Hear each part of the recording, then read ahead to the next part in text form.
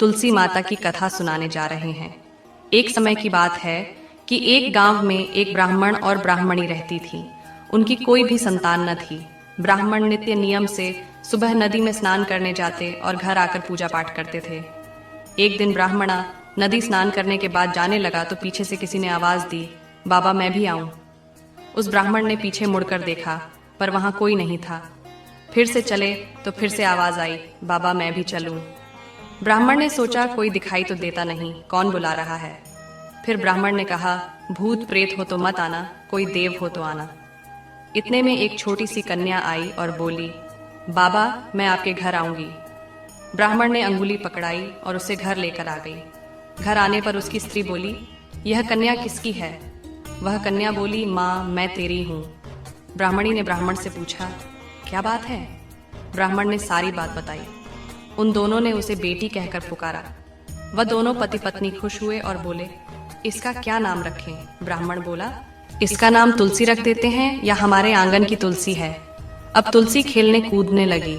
माता पिता भी उसे बड़ा ही प्रेम करते थे। वह बड़ी हुई तो माता पिता उसकी शादी की चिंता करने लगे।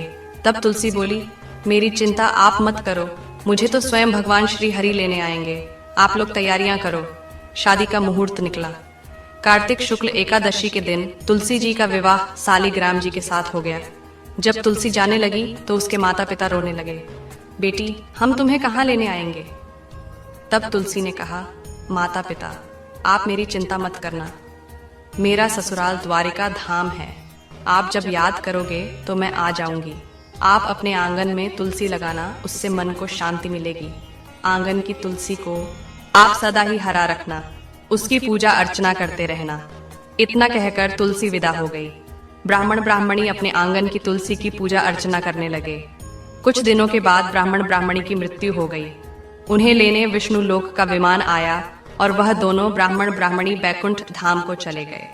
हे तुलसी माता, जैसे आपने ब्राह्मण और ब्राह्मणी पर अपनी कृपा करें, वैसे ही अपने सभी भक्तों पर अपनी कृपा बनाए रखना। कहानी अधूरी हो तो पूरी का, न पूरी हो तो मान रखना। प्रेम से बोली तुलसी माता की जय हो।